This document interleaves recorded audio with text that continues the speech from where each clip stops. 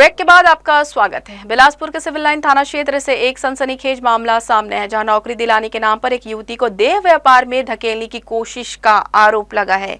पीड़िता की शिकायत पर पुलिस ने त्वरित कार्रवाई करते हुए आइवरी स्पा की संचालिका और मैनेजर को हिरासत में लिया है।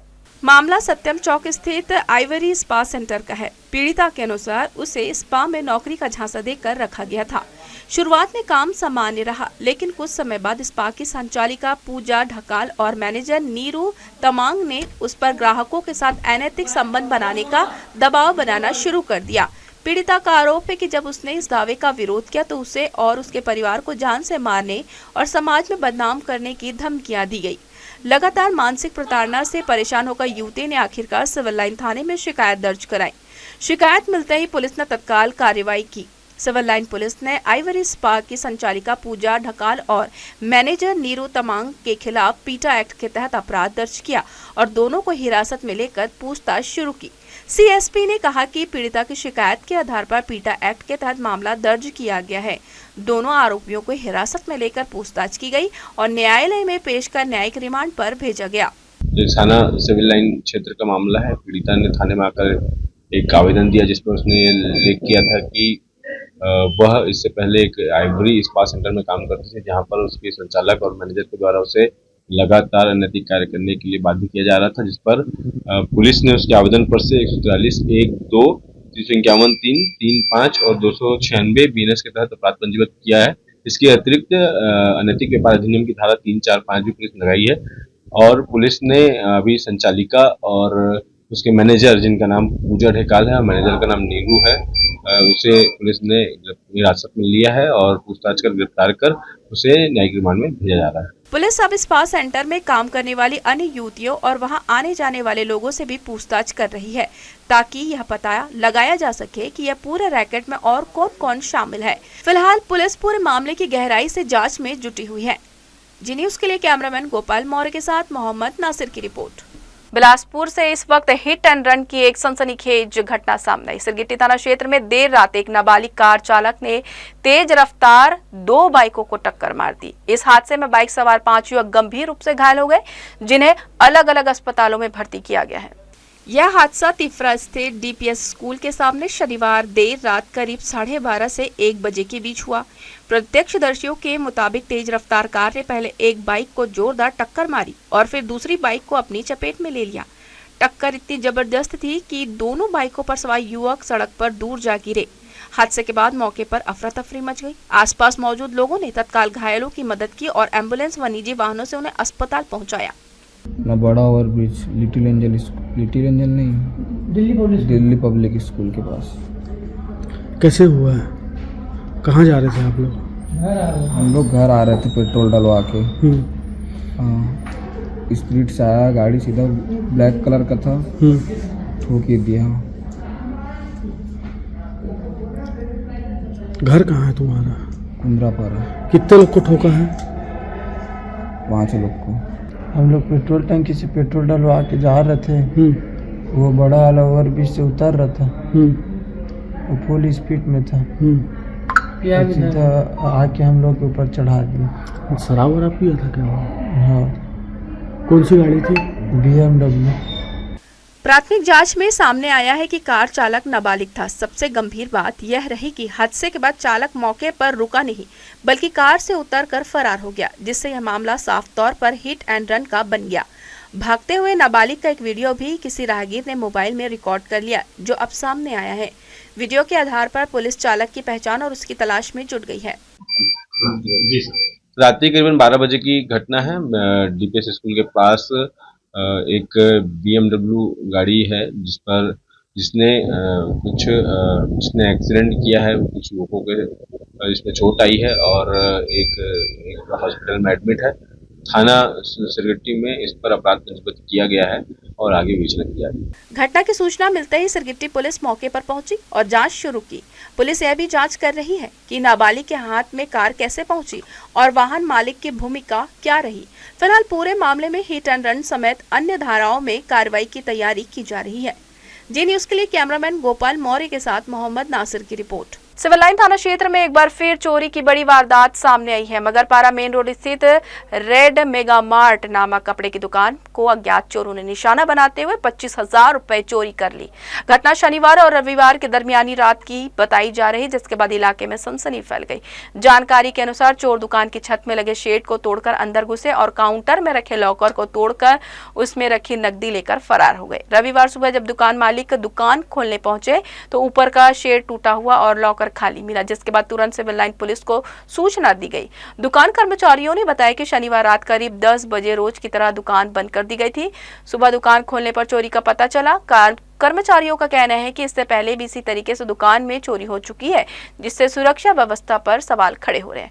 पुलिस जांच में सामने आया कि पिछली चोरी के दौरान आरोपी सीसीटीवी कैमरे में कैद हुए थे। फिलहाल सिविल लाइन पुलिस ने मामला दर्ज कर सीसीटीवी कैमरे में कैद हुए आरोपियों की तलाश कर रही है। कल रात की है। कल रात में हम लोग 10-20 के आसपास दुकान बंद करके गए थे, तो सुबह आ जाए हैं 10:40 10:45 के आसपास दुकान हम लोग का खुल जाता है। तो हम लोग दुकान खोल रहे थे तो हमारे ज्योति भाई आए। उन्होंने जब काउंटर अंदर देखे तो काउंटर टूटा हुआ था, तो हम लोग कैमरा चेक किए तो हमको समझ में आया कि मतलब चोरी हुआ है। 20 से 25 हज़ार के आसपास का चोरी हुआ है। पिछले बार कब हुई थी? पिछले बार अगले साल हुआ था 3 तारीख के आसपास, दिसंबर को पिछले बार चोरी हुआ था। ये ऊपर अल्बेस्टर खोल के आए हैं।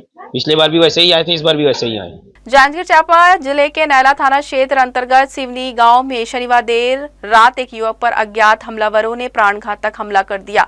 हमले में युवक गंभीर रूप से घायल हो गया, जिसे परिजन तत्काल जिला अस्पताल लेकर पहुंचे, जहां इलाज के दौरान उसकी मौत हो गई। मृतक की पहचान रोशन सूर्यवंशी के रूप में हुई। युवक की मौत की खबर फैलते ही गांव और आसपास के क्षेत्र में सनसनी फैल गई। शनिवार रात रोशन सूर्यवंशी पर अज्ञात लोगों ने अचानक हमला किया। हमलावरों ने किस तरह से युवक को निशाना बनाया, यह अब तक स्पष्ट नहीं हो सका है। घटना के बाद हमलावर मौके से फरार हो गए। घायल अवस्था में रोशन को अस्पताल पहुंचाया गया, लेकिन डॉक्टरों की तमाम कोशिशों के बावजूद उसकी जान नहीं बचाई जा सकी। सूचना मिलते ही नैला पुलिस मौके पर पहुंची और मामले की जांच शुरू की। पुलिस अधिकारियों का कहना है कि जल्द ही आरोपियों की पहचान कर घटना का खुलासा किया जाएगा। फिलहाल हत्या के कारणों को लेकर कई एंगल से जांच की जा रही है। शनिवार को आरंग में हुए एक सड़क हादसे में 2 लोगों की दर्दनाक मौत हो गई और एक महिला घायल है। ग्राम गुल्लू के रहने वाले नंद कुमार लोधी, राजकुमारी लोधी और कुंती लोधी एक विवाह समारोह में शामिल होने आए थे, जिसके बाद तीनों मोटरसाइकिल से अपने गांव गुल्लू जा रहे थे।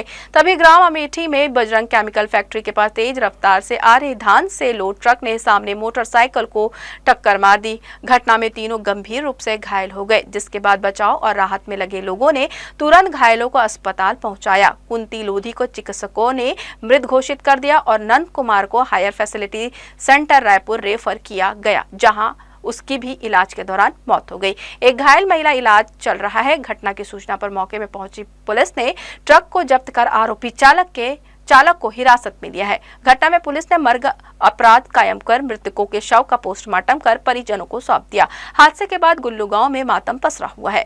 कोटगढ़ के अकलतरा बलौदा मेन रोड पर रविवार सुबह करीब 5 बजे 3 ट्रेलरों के बीच भयानक टक्कर हो गई। टक्कर इतनी गंभीर थी कि एक ट्रेलर में जोरदार आग लग गई और चालक मौके पर ही झुलसकर मौत हो गई। हादसे में एक अन्य चालक गंभीर रूप से घायल हुआ, जिसे स्थानीय लोगों ने काफी मशक्कत के बाद बाहर निकाला। पुलिस और फायर ब्रिगेड राहत बचाव कार्य में जुटी हुई है। प्रारंभिक जांच में तेज रफ्तार और आमने सामने टक्कर की आशंका जताई जा रही है, जिससे यातायात कुछ देर प्रभावित रहा। मृतक के शव को पोस्टमार्टम के लिए भेजा गया है। हादसे की सूचना मिलते ही अकलतरा पुलिस और दमकल विभाग घटनास्थल पर पहुंचे और ट्रेलर में लगी भीषण आग को बुझाया। दुर्घटना के कारण पर सड़क पर कुछ देर के लिए यातायात बाधित हुआ, जिसे बाद में नियंत्रित किया गया। पुलिस ने आसपास के इलाकों में यात्रियों को सुरक्षित मार्ग अपनाने के लिए कहा। घटना में मृत चालक की पहचान अब तक नहीं हो सकी है, जबकि गंभीर रूप से घायल चालक को उपचार के लिए नजदीकी अस्पताल ले जाया गया। पुलिस ने बताया कि आगे की जांच में यह पता लगाया जा रहा है कि दुर्घटना में तेज रफ्तार की भूमिका कितनी थी और क्या कोई अन्य कारक था। स्थानीय लोगों ने बड़ी मुश्किल से घायल चालक को ट्रेलर से निकाला और पुलिस को सूचना दी। आसपास के लोग हादसे से आहत दिखे और कुछ देर के लिए सड़क किनारे जाम भी रहा। जांजगीर चांपा है मोर घर के जस्ट आगू में है। सुबह उठे ना तो देखे गाड़ी पूरे आग वग लग गई सब। तो 3 जन फंसे रही सब। तेमा के एक जन अपने छत से निकली सब, एक जन पूरे जल गई से के हम निकाले हैं और पानी छींच के सब बचाए हैं। तेमा हम 4-5 जन रहे हैं। यहाँ विद्याधर है, मैं है, संजू है, लाला है, रामपुर काका है, ओमकार है, दीपक है। ये सब करके हम मदद करें तो निकली सब है। सब एक जन मार गए खत्म हो गया। मतलब घटना सुबह 5 बजे के है। जब सुबह 5 बजे तीन गाड़ी टकराया आपस में, तो हम निकले तब ना निकले तब साथ में गाड़ी को एक आग पकड़ लिया। उसके बाद ना हम लोग आए तो देखे तो एक आदमी वहाँ पर जला हुआ पड़ा था। तो उसके बाद उसको खींच करके निकाले और एक आदमी अंदर में फंसा था, तो उसको निकालने गए ना तो उसका शीशा लॉक था तो नहीं निकाला, तो तोड़ करके उसको निकालने की कोशिश किया लेकिन फंस गया था। तो चिल्ला रहा था, आग पकड़ लिया था, तो उसको पानी लगा तो मैंने उसके ऊपर डाले तो थोड़ा शांत हो रहा था लेकिन निकल नहीं पा रहा था। लेकिन आग जब बढ़ा ना तब वो आग से वो निकल गया डर के मारे। मस्तूरी विकासखंड मस्तूरी अंतर्गत ग्राम पंचायत ओखर के प्राइमरी स्कूल से जुड़ा एक वीडियो सोशल मीडिया पर तेजी से वायरल हो रहा है, जिसने शिक्षा व्यवस्था की संवेदनशीलता पर गंभीर सवाल खड़े कर दिए हैं। वायरल वीडियो में 2 मासूम स्कूली बच्चों को एक बड़े टब में पानी ढोते देखा जा रहा है, जिसके सामने आने के बाद क्षेत्र में नाराजगी का माहौल है। स्थानीय लोगों का कहना है कि प्राथमिक स्कूलों में बच्चों को सुरक्षित, सहज और पढ़ाई के अनुकूल वातावरण मिलना चाहिए, न कि उससे शारीरिक श्रम कराया जाए। यह घटना न केवल बच्चों के अधिकारों का उल्लंघन है, बल्कि सरकारी शिक्षा व्यवस्था में व्याप्त लापरवाही को भी उजागर करती है। जबकि शासन स्तर पर स्कूलों में चपरासी, सफाई कर्मी और मध्याह्न भोजन संचालन के लिए स्व सहायता समूहों की व्यवस्था पहले से मौजूद है। इस मामले को लेकर पंच विनोद पटेल ने जिला और मस्तूरी मुख्यालय में पदस्थ अधिकारियों से तत्काल संज्ञान लेने के दोषियों के खिलाफ कड़ी कार्रवाई की मांग की है। वायरल वीडियो के बाद अब प्रशासन की भूमिका पर सभी की निगाहें टिकी है। लोगों की मांग है कि निष्पक्ष जांच कर दोषियों पर कार्रवाई हो। Rotary E club of Bilaspur United के तत्वावधान में शासकीय उच्चतर माध्यमिक विद्यालय सिरगिट्टी गुरु गोविंद सिंह नगर वार्ड क्रमांक 10 में भव्य निःशुल्क मेडिकल एवं स्वास्थ्य जागरूकता शिविर का आयोजन किया गया। शिविर में 500 से अधिक जरूरतमंद मरीजों का चिकित्सीय परीक्षण कर उन्हें निःशुल्क दवाइयां दी गई। इस पहल से आमजन को समय पर गुणवत्तापूर्ण स्वास्थ्य सेवाओं का लाभ मिला। शिविर के दौरान 16 पात्र लाभार्थियों के आयुष्मान भारत कार्ड भी बनाए गए, जिससे उन्हें भविष्य में बेहतर और सुलभ चिकित्सा सुविधा प्राप्त हो सकेगी। स्वास्थ्य जागरूकता के अंतर्गत लगभग 45 शिक्षक और विद्यार्थियों को जीवन रक्षक कौशल CPR का व्यवहारिक प्रशिक्षण दिया गया, जो आपात स्थिति में अत्यंत उपयोगी सिद्ध होगा। शिविर को सफल बनाने में क्लब के चिकित्सक सदस्य एवं आमंत्रित विशेषज्ञ डॉक्टरों का महत्वपूर्ण योगदान रहा। विद्यालय के प्राचार्य एवं शिक्षक गण के सहयोग से आयोजन सुव्यवस्थित रूप से संपन्न हुआ।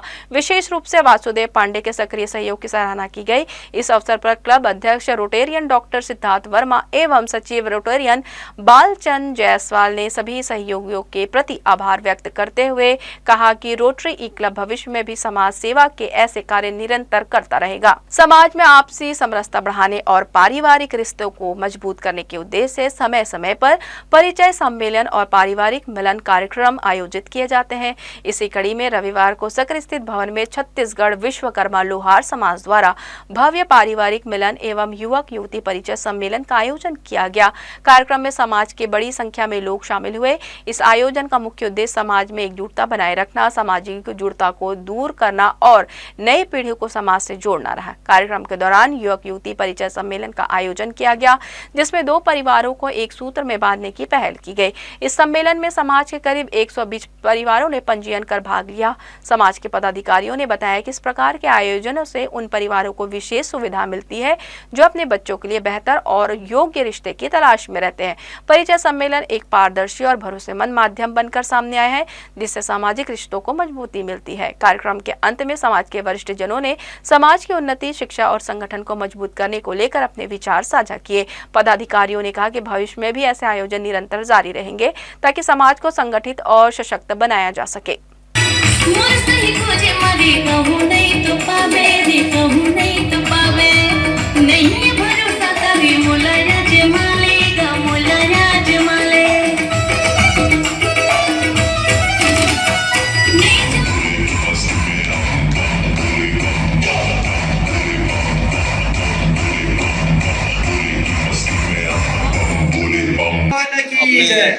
बच्चों के लिए रिश्तेदारी में घूमते रहते इधर उधर, तो इधर उधर ना भटक करके आए, इस कार्यक्रम में अपना बच्चे लेकर के आए और अपना अपना परिचय देवे, इतना परिचय दिए, अपना अपना नाम दे।